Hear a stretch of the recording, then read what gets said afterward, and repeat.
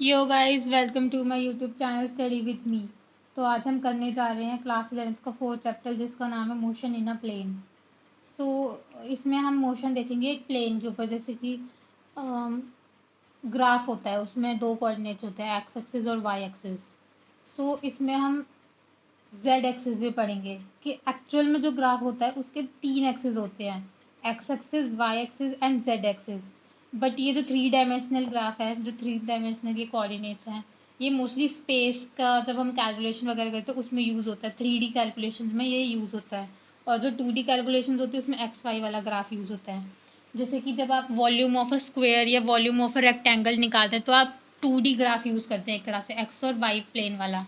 But जब आप area, volume of sphere निकालते हैं, वॉल्यूम ऑफ क्यूब, क्यूबॉइड, जब ऐसी चीज़ें आ जाती हैं तो वो थ्री डी हो जाता है, यानी कि थ्री डायमेंशनल, यानी कि X axis, Y axis and Z axis. इसके इसको एग्जांपल को लेके आपको आई थिंक थोड़ा क्लियर हो गया होगा कि थ्री डायमेंशनल होता है और टू डायमेंशनल होता है और वो ग्राफ किस तरह से शो होता है। सो अब हम पढ़ेंगे मोशन इन प्लेन में scalar quantity and vector quantity क्या होता है। सो स्केलर क्वांटिटी जैसे कि स्पीड है, speed is a scalar quantity. But speed का ही एक नेक्स्ट टर्म है वेलोसिटी, जो कि है वेक्टर, वो है वेक्टर क्वांटिटी। उसे हम डार्क तरीके से रिप्रेजेंट कर सकते हैं या उसके ऊपर हम एरो लगा सकते हैं, जो वेक्टर क्वांटिटी होती है। मतलब जो सिंपल टर्म है वो स्केलर और जो उसका नेक्स्ट टर्म है वो vector.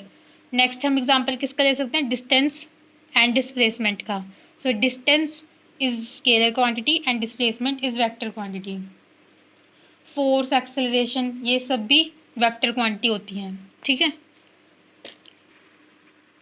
So a scalar quantity is a quantity with magnitude only. It is specified completely by a single number along with the proper unit.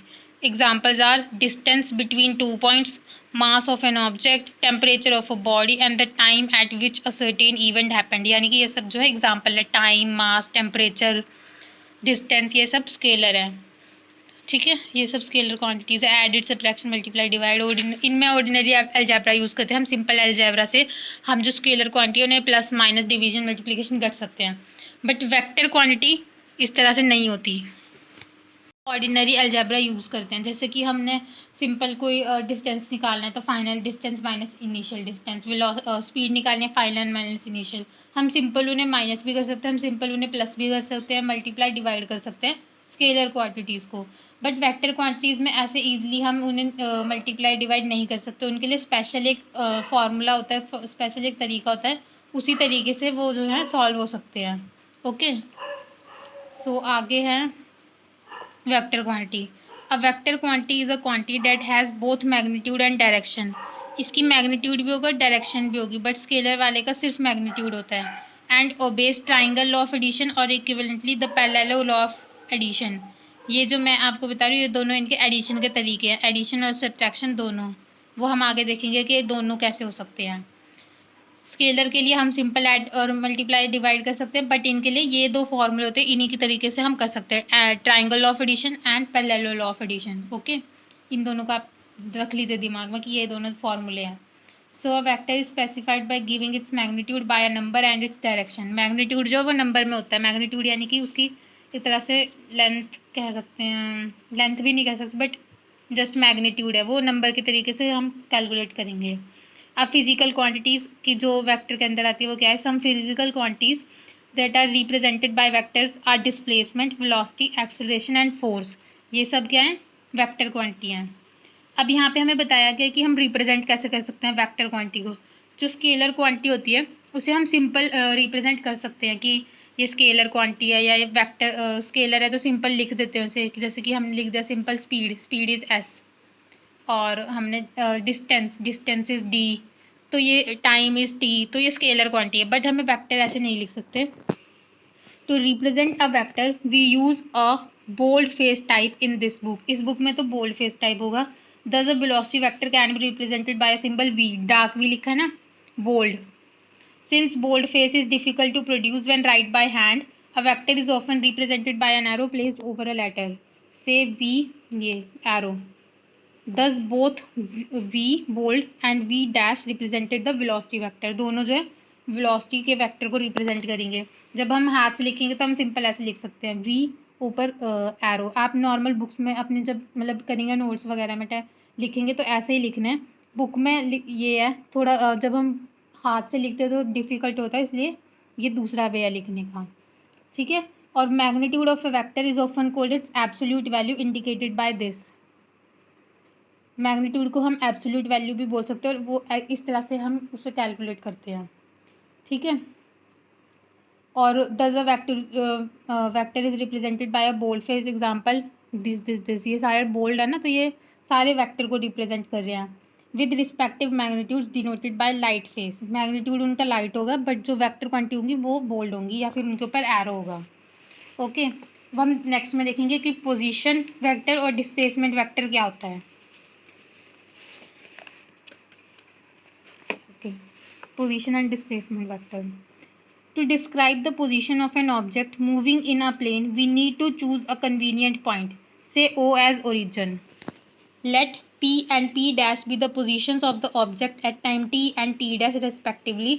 Figure 4.1a, ये A वाली, इसमें इस origin माना है और ये एक P पॉइंट है, इसका टाइम है t, और ये P डैश पॉइंट है, इसका टाइम है t डैश। ओके, ये गिवन है हमें। O origin है एक्स वाई एक्सिस में प्लेन में, और P पॉइंट है उसका टाइम है t, और P डैश पॉइंट है उसका टाइम है t dash.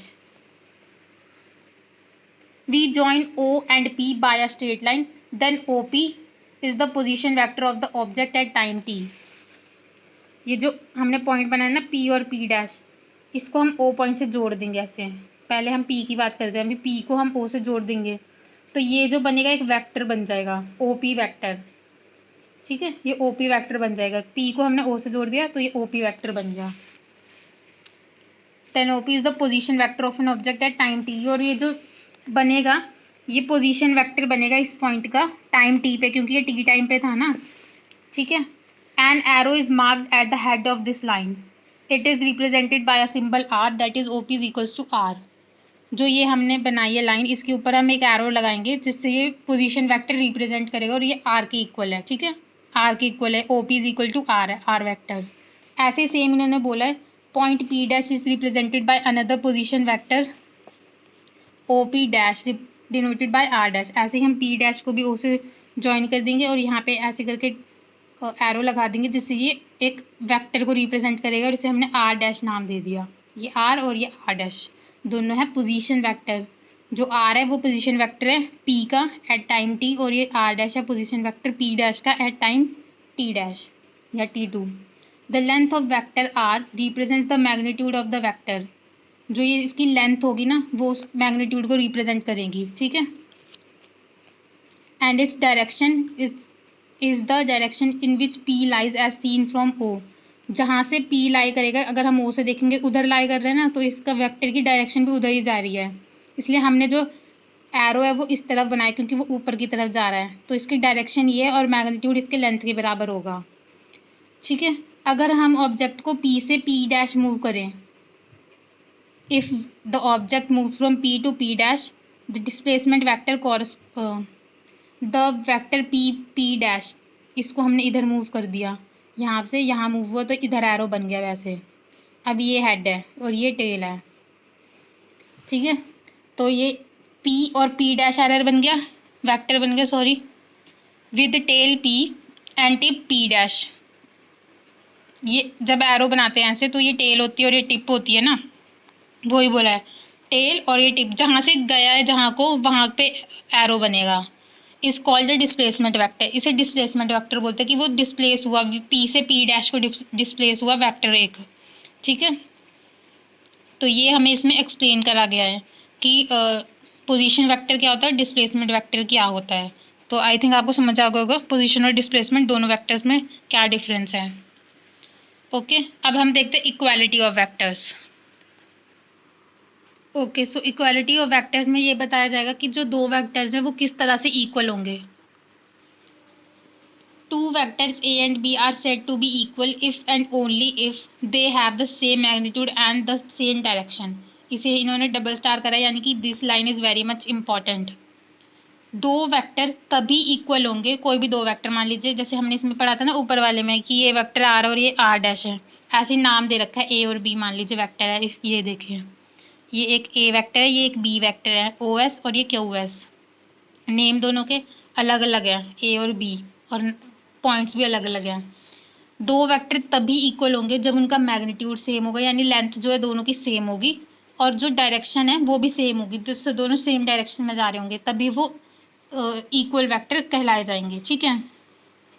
Figure 4.2a shows two equal vector A and B. We can easily check their equality. Shift B parallel to itself until its tail Q coincides with the of A, that is Q considers B O. Then since the tips S and P also coincide, the two vectors are said to be equal.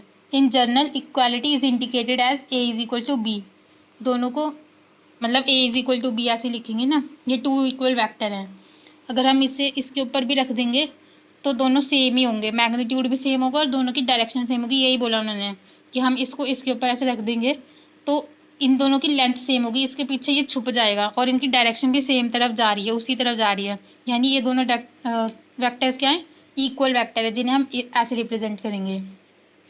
अब एक दिया note that in figure 4.2b vector A dash and B dash have the same magnitude.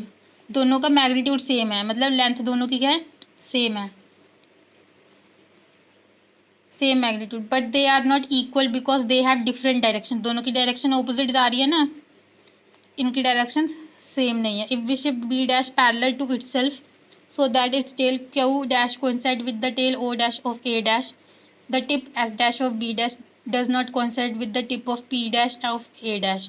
ये बोल रहा है अगर हम इन दोनों को पास में लाए, इन दोनों को ऐसे जोड़ दें, तो ये दोनों तो चलो मान लो इनको ऐसे जोड़ देंगे तो ये तो आ जाएगा एक जगह पे, पर ये तो नहीं आएंगे ना, ये तो ऐसे जा रहे हैं, तो यानी कि ये दोनों इक्वल वेक्टर नहीं है। अगर मैग्नीट्यूड सेम हो और डायरेक्शन डिफरेंट हो तो भी वो अनइक्वल वेक्टर ही कहलाएंगे, बट अगर मैग्नीट्यूड भी सेम हो डायरेक्शन भी सेम हो तो वो इक्वल वेक्टर कहलाएंगे। ओके, मैग्नीट्यूड को हम एक तरह से लेंथ बोल सकते हैं। अभी आप कंफ्यूज मत होइएगा कि मैग्नीट्यूड क्या है, वो हम आगे जाके और क्लियरली पढ़ेंगे, जब हम न्यूमेरिकल्स वगैरह करेंगे उसमें और क्लियर हो जाएगा कि what is magnitude.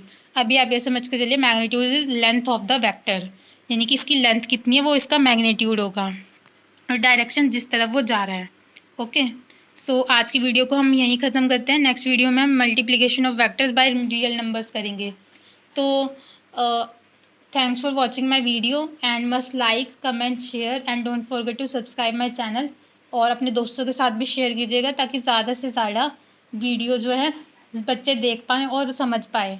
So thank you so much, और कमेंट करके ज़रूर बताइएगा कि आपको वीडियो कैसी लगी, और कोई डाउट हो तो आप कमेंट करके ज़रूर बताइएगा, और कुछ आप और कोई चाहते हैं किसी और टॉपिक पे वीडियो बनवाना तो भी आप हमें कमेंट करके ज़रूर बताइएगा। So thank you so much guys.